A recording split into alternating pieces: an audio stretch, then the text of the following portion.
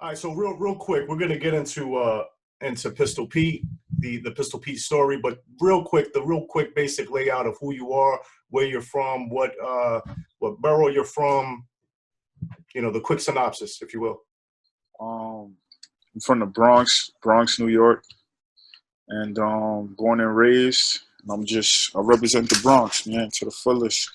Like I'm well known in the Bronx, in New York, boxing in general.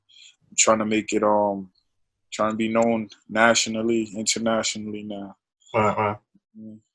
So let me ask you a question, man. You might be the guy to talk to then.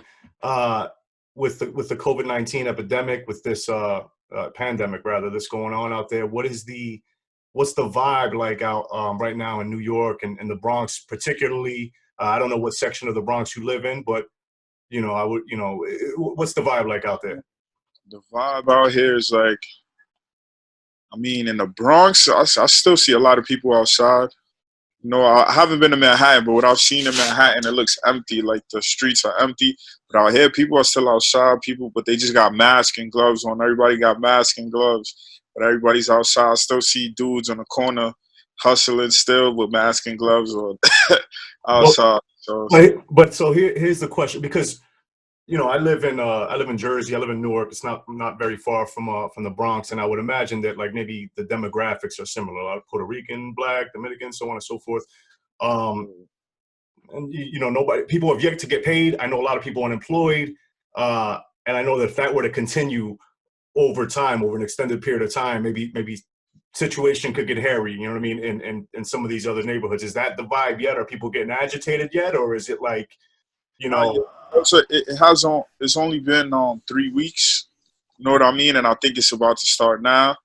I think like people, the first 2 weeks, people had their money stacked up and all of that, but now it's like 3 weeks, about to be a month and another week, and I think that's when you start seeing people acting out of character.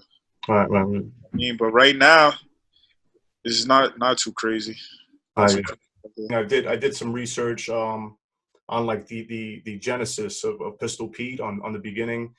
There was some mention of some, I guess before boxing, maybe some activity in the street and so on and so forth. If you can touch on basically some of that, on some of your upbringing and your situation growing up. Um, Growing up, I was raised around like I was a basketball player. I played basketball a lot, whatever. But I was raised around a lot of street dudes. Like always, my old heads were always in the streets, always like walking around with a big bankroll of money on them. Like if you ever heard Jay-Z's bar, I got a honey bun Yeah, with a yeah. they Honey. always. I remember all my older, like my uncles or the older dudes I was around. They always had a big stack of money. They didn't use banks. They just pull out money like this. Like you want some ice cream, or whatever. So that's how I was always around like dudes like that. But I played ball. I was nice in ball, but I didn't have like the same dedication that I have for boxing. Like basketball was just fun for me, and I was good Right. at it. But as I got older, when I was like in high school, I was like, I'm not gonna make no money off of boxing. And like I said, I was around dudes that's always getting money. Like if you're not getting money, then you like look, you a bum. You feel me? So I was like, yo, I can't get no money off of basketball. So let me start like hanging, trying to get money another way or whatever. But then I started boxing because I used to fight a lot. Like in the street, I used to always fight. Even in my basketball tournaments, I used to fight or whatever. So then I went to the boxing gym with my cousin, and like straight off the street, I was beating dudes up. So I was like, damn, I know if I get more experience at this, because the dudes that were like better than me, it was just they've been boxing their whole life. Like Right. they were boxing since they were like 8 years old. We both 16, and I'm still doing all right, which I just started a couple months ago. So I was like, I know if I work a little bit harder, get more experience, I'll be better than these dudes. So like that's how I got into boxing or whatever. And So why and so why do you? I mean, you coined yourself boxing's best kept secret. I did an interview one time with yourself and Richardson Hitchens. It was a Richardson Hitchens video. You were sitting there with Richardson Hitchens. I looked through the comment section, and I even told you this in private, man. Like that, everybody who seemed to be in the know in the comment section and who knew who you were was real high on you, and everybody was saying, "Yo, Pistol Pete's the next guy coming up. This is a real killer." And I think at the time it was the welterweight division. You're at 54 right now. Yeah, I'm at 50. No, right. I'm at 47. Oh, you're at 47. Okay. So I mean, everybody that seemed to be in the know was on it. Like, man, this is the guy you need to watch. What where'd that buzz start from? And how do you keep that momentum rolling? I mean, like as an amateur, I won most of my fights as an amateur. As a like the thing is, my peers respect me, like boxing, because they see me spar. I'm in the best gyms, and I was in Mayweather's gym. I was in Freddie Roach's gym. I was in Florida with Erickson Lubin, and like I've been everywhere. I sparred the best fighters. It's just like the business side of boxing, or the promoters or the managers, for some reason they don't want to sign me. But like everyone who's in boxing knows I could fight. They know I'm one of the best fighters in the world. You know what I mean? Because they've seen me in the gym against guys that are on TV. Like I could go every weekend. I go like I'll be watching fights with my girl or son, and I'll be like, yo, I just fought that dude the other day, and this dude's on TV fighting for big money, and I'm still in the hood. You know what I mean? So it's like, it's just a matter of time. I just need a opportunity. It's like the business side, I haven't had anybody to back me, to push me, to get me that exposure. Like my last fight, I fought a 16-0 dude in Vegas, but my fight wasn't on TV. I came in as an opponent. If that fight was on TV, a lot more people would have known who I was, because I knocked him out in the 5th round. You know what I mean? And I was a good fighter. A lot of these fighters out here, they haven't fought anybody yet. They fighting fucking tomato cans and bums. Like if you look at my record, I'm fighting dudes undefeated. I'm fighting guys that only lost to world champions. Like, you know what I mean? Like I fought a guy, people might look at his record and not think he's that good, but his only loss was to Jared Hurd, and Jared Hurd is a world champion. You know what I mean? What was that guy's record? Was he 20-10 or something like that? Or that's what it is. That's why you won't, like, his record was 6-1. He had yeah. He was 6-1, but he lost to Jared Hurd. Right. But like if you look at the record, it looks, oh, he's just 6-1, but you got to look at it. He didn't even get stopped by Jared Hurd. Like he lost by decision. You know what I mean? Right. So I'm beating guys that are like, you know, I've already been tested. Basically, a lot of the guys you see on TV or like fighting, they got guys behind them that's not really testing them. They're just making them look like they're better than they really are. You know what I mean? I hear you. Well, I happen to, I see, you know, obviously I follow your Instagram, so I see, you know, I see some comments like that, like about D-riders in the boxing game, people not necessarily living what they are portraying, so on and so forth.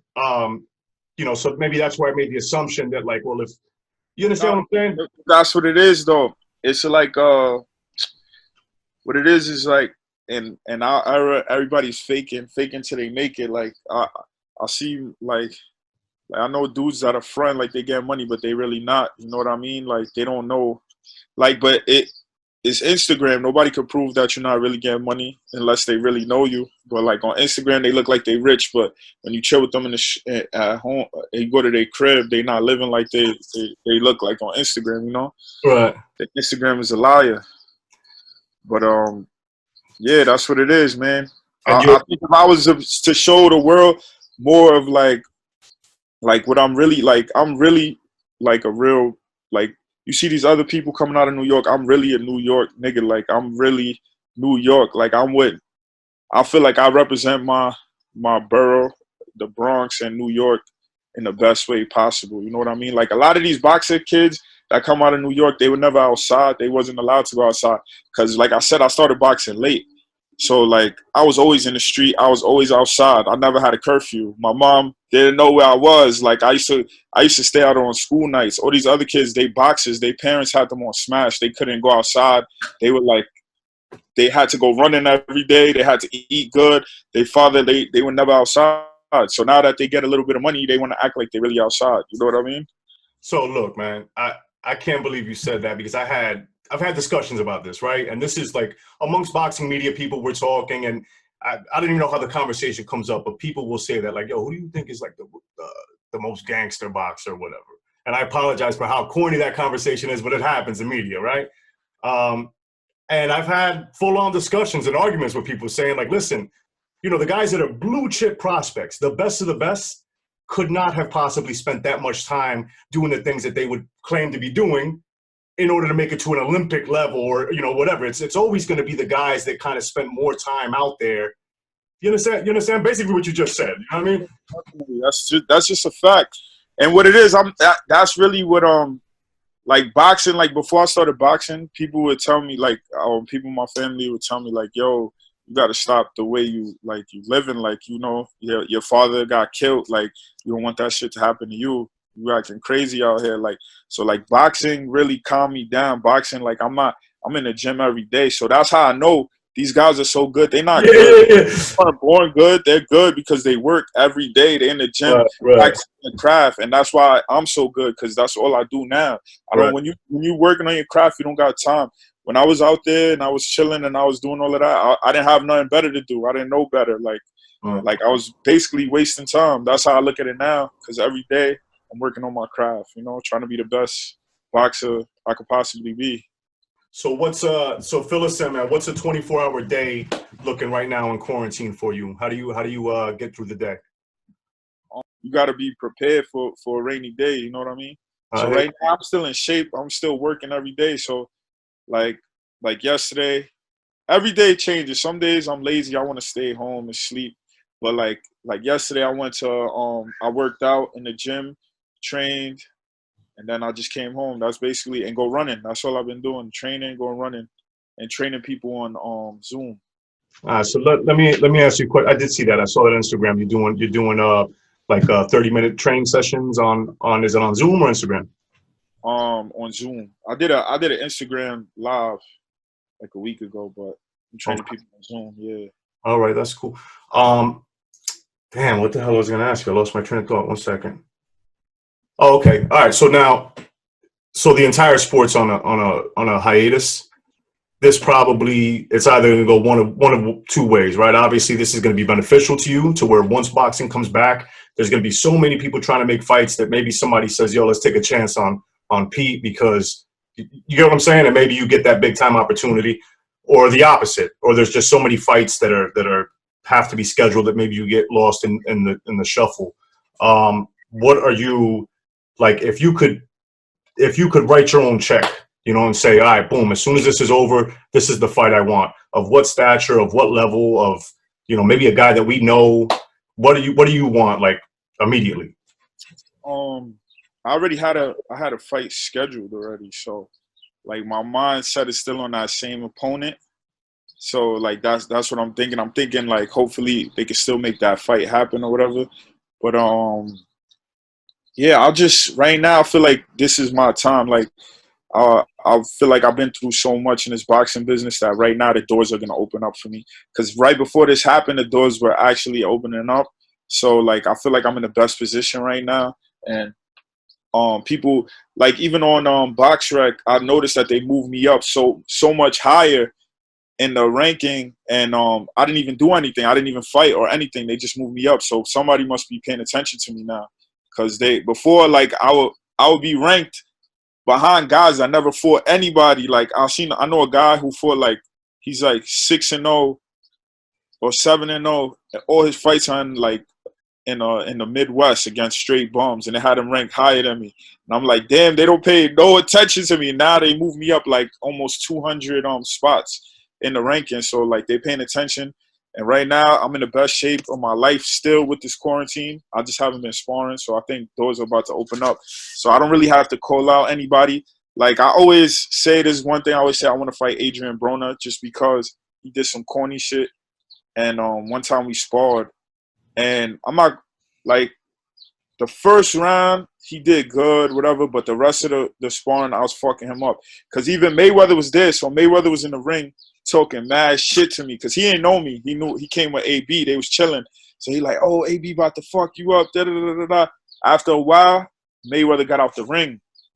He got out the ring, and then my man's Josue, he used to be signed to Mayweather. He's like, yo, Floyd, what's good? Why you getting out the ring now? Why you quiet now? And then Floyd is just sitting on the ropes, mad quiet, not saying nothing. Now he like, oh, he can't do that to me. He can't. He started saying that to me like, oh, I'm gonna spar you tomorrow. You can't do that to me. Like, so then fucking they go to the back.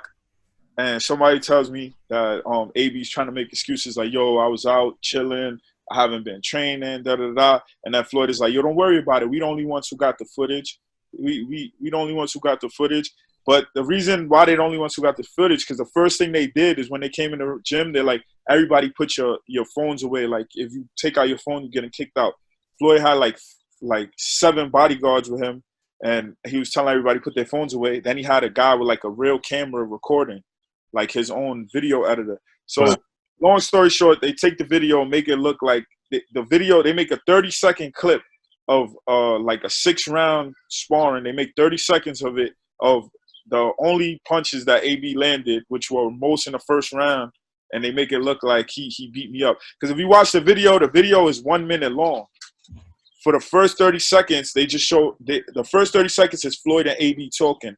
Then the last 30 seconds is a little clips of him landing one punch and then going to the next punch. And some of the shits he's missing, like it was just good editing work by the videographer. So like for that, I want to fight AB because I know I will fuck him up, and I would like the fans to see it because everybody thinks AB is so, like, you know, AB's a name. So that's just right there. That's easy work for me. That's me being a bully trying to fight AB. And that footage is up on YouTube too? Huh? That footage is up on YouTube too? The edited version rather. I think it's on YouTube, but they only have it's only 1 minute. Even right. If you ever seen AB spar before, when he violates dude, they put the whole sparring up. They don't just put 30 seconds, because I've seen him sparring on Mayweather's gym, and they'll have like him talking shit to everybody and while he's sparring. Like, why they only put 30 seconds of my sparring with him up? Like, I go show you those is 30 seconds of shine in that whole sparring. Man, have you seen AB since? Yeah, I seen him. I chilled with him. He's a cool dude. Oh yeah. Did you ask him about that? Like what happened with that? What happened with the editing? He don't talk about it. Like, he'll just be like, oh, I fucked you up. Like, he'll just say that. Like, oh, I beat your ass. Like, he just try to be funny. But he's a cool dude, though. Other than that, he's a cool dude. All right, man. Yo, Pete, I won't take up too much time, man. Anything you need to let the fans know, anybody needs to look out for you, where to follow you, so on and so forth. Follow me on Instagram, Pistol Pete Dobson. That's basically it. I'm only active on Instagram. You could add me on Facebook, Peter Dobson. I got Twitter. I think it's Pistol Pete Dobson too. And yeah, just look out for me. 2020, 2021. You should see me on the TV very soon. See me on one of these channels. Hey, hey man, that's what's up, bro. Hey, it was a pleasure talking to you, Pete.